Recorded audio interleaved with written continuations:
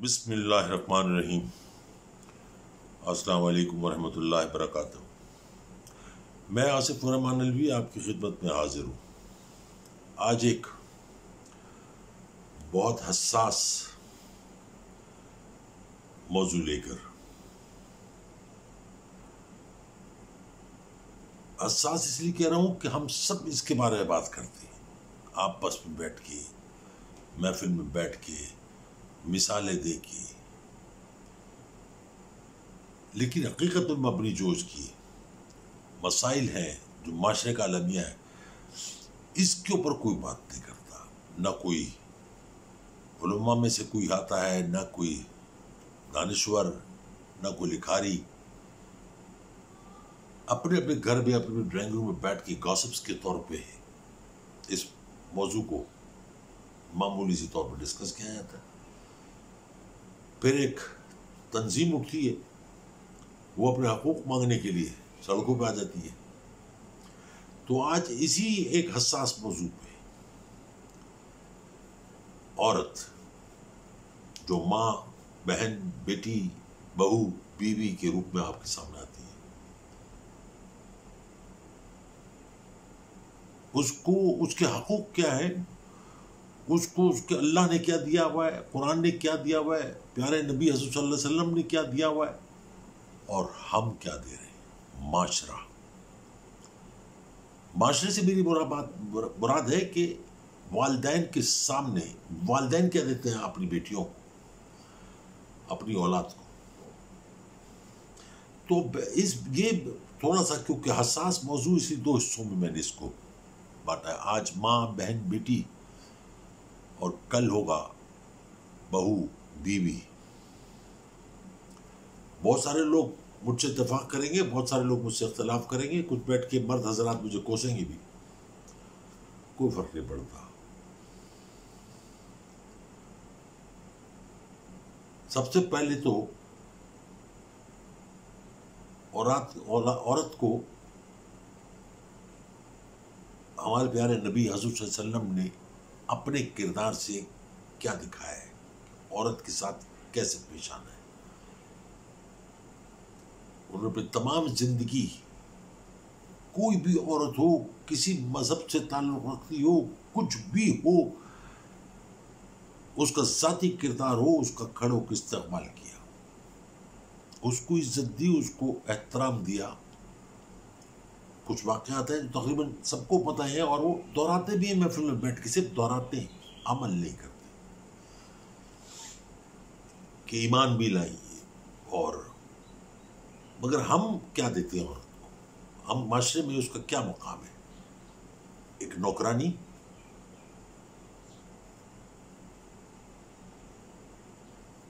اس کی گواہی نہیں ہے، اس کا ورثہ نہیں ہے، وراثت نہیں ہے۔ عورت کے حقوق، یہ بات میں واضح کرتا رہا ہوں، جس تنظیم کی میں بات کر رہا ہوں، دنیا میں جتنے مذاہب ہیں، ان کی کتابیں آپ پڑھیے، ان میں مخصوص قسم کی، محدود قسم کی آزادی دی گئی ہے عورت کو، جتنی کی وہ چاہتے ہیں دینا۔ قرآن میں کل آزادی دی گئی ہے، اس کے حقوق بتائے گئے کہ اس کے حقوق کیا ہے۔ اور ہمارے معاشرے میں سے اسی قسم کی، اسی قماش کی وہ کچھ عورتیں اٹھتی ہیں، ایک تنظیم بنا لیتی ہیں، آزادی، عورت کے حقوق۔ وہ جو آزادی مانگ رہی ہیں، اور جو قرآن نے آزادی دیے، جو ہمارے اللہ نے آزادی دی، دونوں میں فرق ہے۔ وہ مادر پدر آزادی آوارگی کی حد تک وہ مانگ رہی ہے، اور جو قرآن آزادی دے رہا ہے، جو ہمارے اللہ نے آزادی دی ہے، عورت کو ایک مقام جو دیا ہے، وہ اگر آپ سوچیں، پڑھیں اور سمجھیں تو آپ کی روح کانپ جائے گی کہ ہم نے اپنے معاشرے میں عورت کو کیا دیا۔ مطلب پسند کی شادی نہیں کر سکتی، قتل کر دو۔ وہ سمجھتا ہے کہ جو قتل کرنے کے بعد اپنی بہن کو، بیٹی کو جب اللہ کے سامنے پیش ہوگا تو فرشتے وہاں پہ ہار لے کے کھڑے ہوئے کہ واہ، تم نے کتنا عظیم کام کیا۔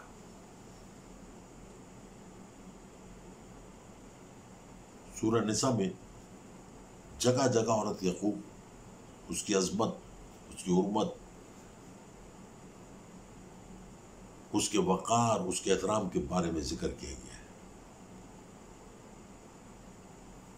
حلفاً اپنے سینے پہ ہاتھ رکھ کے بتائیے کہ آپ اس پہ عمل کرتے ہیں۔ میں مرد ہوں، کوتاہیاں مجھ میں بھی ہوں گی، بہت ہوں گی، لیکن کیا آپ نے وہ حقوق دیے؟ نہیں دیے، اور سوچ بھی نہیں سکتے دینے کا، کیونکہ آپ کی جھوٹی انا، آپ کی مردانگی،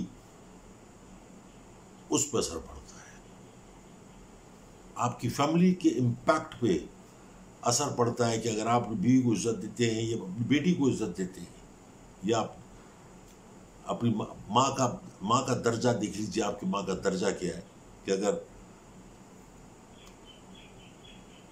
ہر قدم پہ ماں کے طرح، ہمارے معاشرے میں ماں کو مارا بھی جاتا ہے، پیٹا بھی جاتا ہے، جائیداد کے لیے، وراثت کے لیے قتل بھی کیا جاتا ہے، جو ایک نہایت شرم کا مقام ہے، افسوس کا مقام ہے۔ ہم مسلمان اس لیے کہلائے جاتے ہیں کہ ہم مسلمان گھرانے پیدا ہوئے، لیکن ایمان والی کوئی چیز نہیں ہمارے اندر، رتی برابر نہیں ہے۔ میں جن حقوق کی بات کرنے لگا ہوں وہ پھر بہت سارے علماء اس پہ ناراض ہو جائیں گے، لیکن دلائل کے ساتھ یہ نہیں کہیں گے کہ تم غلط کہہ رہے ہو، یہ صحیح ہے۔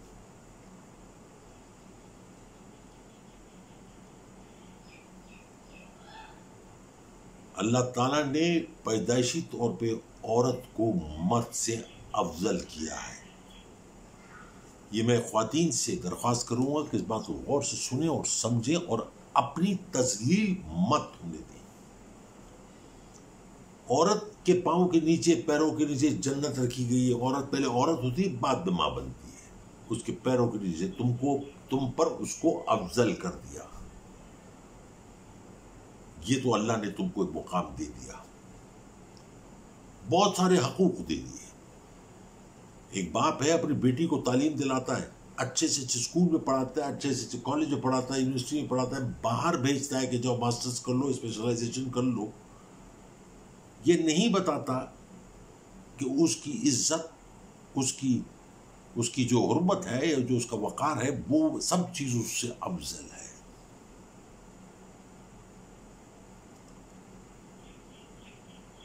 ہمارے معاشرے میں ماں باپ اپنی عزت کے خاطر، جھوٹی عزت کے خاطر، جھوٹی انا کے خاطر اپنی بیٹی کو قربان کر دیتے ہیں۔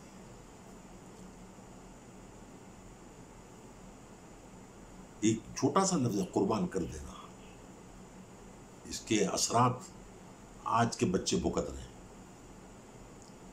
وہ پہلے جہالت کے دور کی بات الگ تھی، اب کے دور کی بات کر رہا ہوں، اس صدی کی بات کر رہا ہوں۔ کینیڈا میں پڑھنے والی بچیاں اور دوسری یونیورسٹی میں پڑھنے والی باہر سے پڑھ کے آتی ہیں،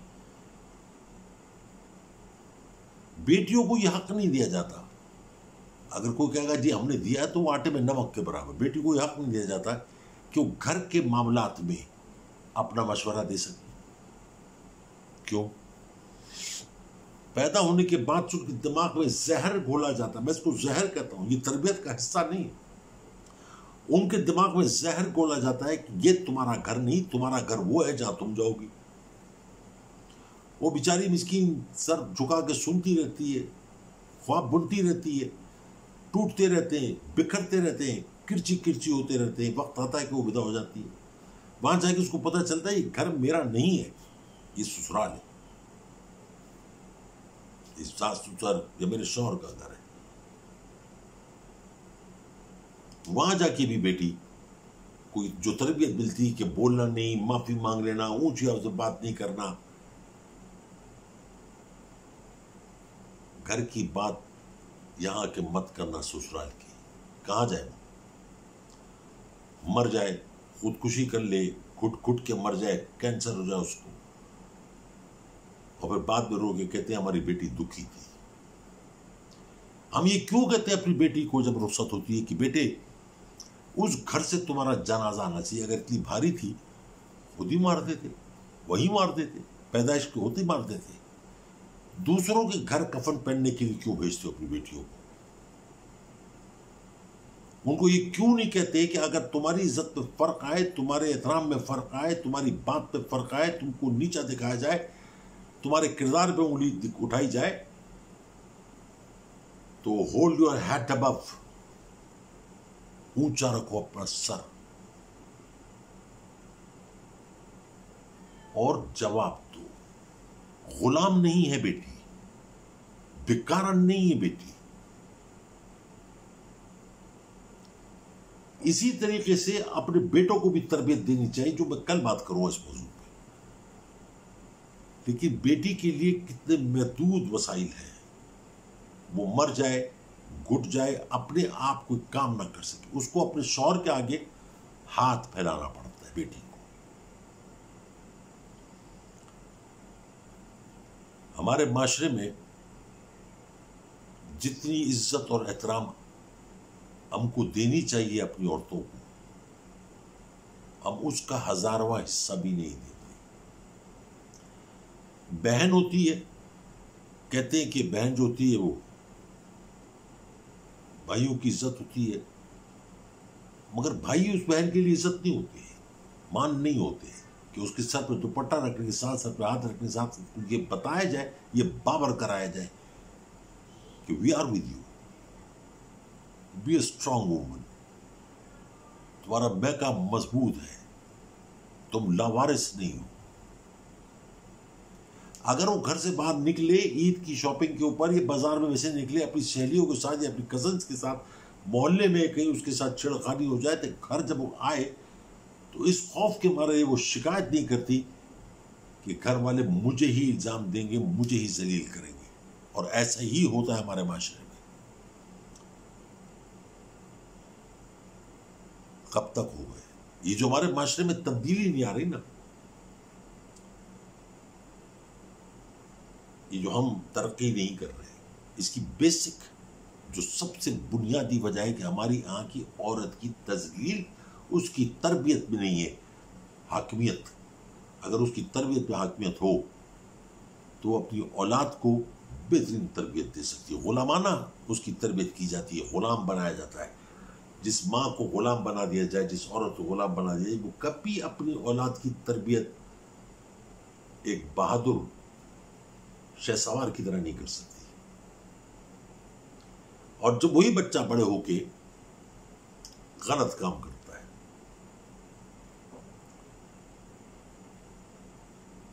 عورت کو کھلونا نہیں ہے. اس کو جو حقوق قرآن میں لکھے گئے وہ ان سے بالکل برعکس حقوق اس کو بتائے جاتے ہیں. شوہر تمہارا مجازی خدا ہے، سسرال تمہارا گھر ہے، ہمارا فرض تھا ہم نے تم کو تعلیم دلا دی، احسان کر دیا، منہ پہ مارو سی تعلیم اٹھا کے اپنی. اگر بیٹی کو تعلیم کے ساتھ حوصلہ نہیں دے سکتا ایک باپ، اس کو وہ کندھا نہیں دے سکتا جس کندھے پہ وہ سر رکھ کر رو سکے، اس کو وہ کندھا نہیں دے سکتا، اس کو سینہ نہیں دے سکتا جس سے وہ بیٹھ کے اپنے باپ سے دل کی بات کر سکے، تو تمہیں باپ ہونے کا حق ہی نہیں ہے.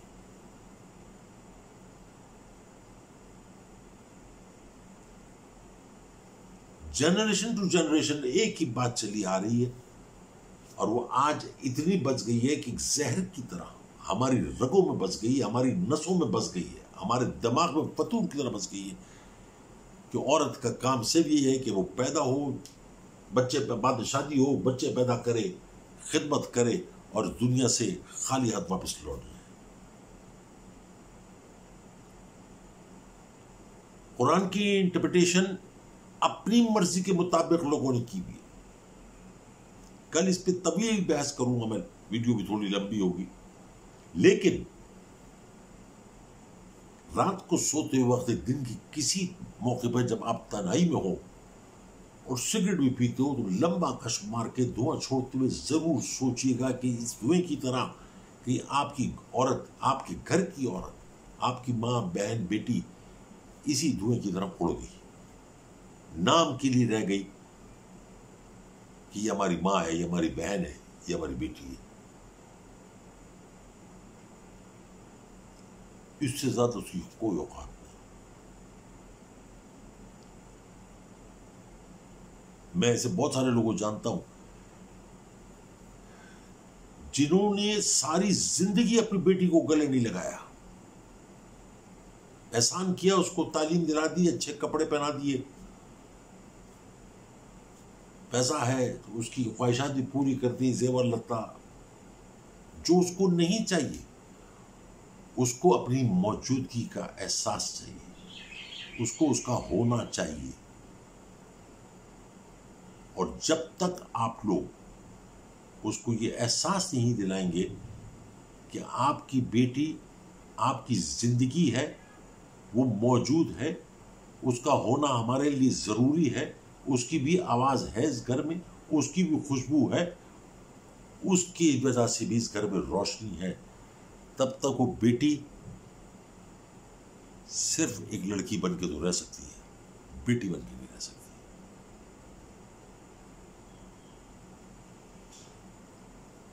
پیدائش سے لے کے موت تک اس کو بتایا جاتا ہے کہ بیٹے تمہارا بھائی ہے، اس نے آگے جا کے بڑا ہونا ہے، مضبوط ہونا ہے، اس لیے گول بوٹی اس کو دے دو، یہ مرغی کی ٹانگ اس کو دے دو، بیٹے تم تو کچھ بھی کھا لو، اپنے گھر جا کے کھا لینا، وہاں پہلے جا کے اس کو ڈنڈے ملیں، جوتے ملیں، ذلت ملے، اس سے آپ کا کوئی سروکار نہیں۔ یہ اتنا لمبا ٹاپک ہے کہ I can go on and on and on and this will not finish, this won't finish. بات ٹائم کی ہوتی ہے، لوگ بھی، صرف کہنے کا میرا مقصد یہ ہے کہ اپنی بیٹیوں کو بوجھ مت سمجھے، پرایا دھن نہیں ہے، وہ آپ ہی کا دھن ہے۔ وہ جب آپ کے گھر میں پیدا ہوتی ہے تو آپ کی قسمت بدلتی ہے، اس کو لکشمی کہا جاتا ہے۔ آپ نوکری کرتے ہیں، ترقی کرتے چلے جاتے ہیں، بزنس کرتے ہیں تو آپ کا کاروبار بڑھتا چلا جاتا ہے، وہ آپ کے گھر سے جاتی ہے اپنا رزق ساتھ لے کے تو سسرال کو جا کے بسا دیتی ہے۔ اس کو وہ مقام دیجیے جس کا اس کا حق ہے۔ آپ چیریٹی نہیں دے رہے، جو اس کا حق ہے، what she deserve, give that to your daughter, not what you want to give your daughter. Who are you? کون ہو آپ؟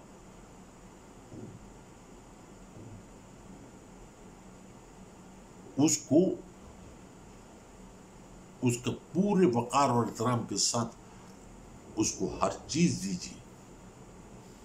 سب سے پہلے اس کو اعتماد دیجیے، کانفیڈنس دیجیے، یس بیٹا I'm with you and I'll be with you all your life، اور میرے بعد میری دعائیں تمہارے ساتھ ہوں گی۔ نسلیں تبدیل ہو جائیں گی، دنیا بدل جائے گی۔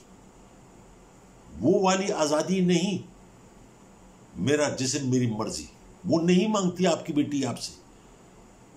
یہ چند بدقماش لوگ ہیں جنہوں نے اس کو فاشی بنا لیا اور اس کو بےہودگی میں تبدیل کر دیا، ورنہ قرآن نے جتنی آزادی دی ہے بیٹیوں کو، عورتوں کو، دنیا کے کسی مذہب میں بھی نہیں۔ میرا چیلنج ہے کہ آپ ساری دنیا کے مذاہب کی کتابیں اکٹھی کر لیجئے، پڑھ لیجئے، لیکن جو قرآن میں لکھا ہے اس کے زیر زبر میں فرق نہیں ہو سکتا۔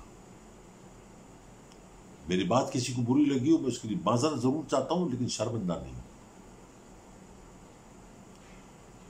میں کل بھی یہ کہتا تھا، آج بھی کہتا ہوں اور کل بھی کہوں گا کہ عورت ہم مرد ذات سے زیادہ افضل ہے، تکلیف برداشت کرنے میں، صبر کرنے میں، ہر چیز میں۔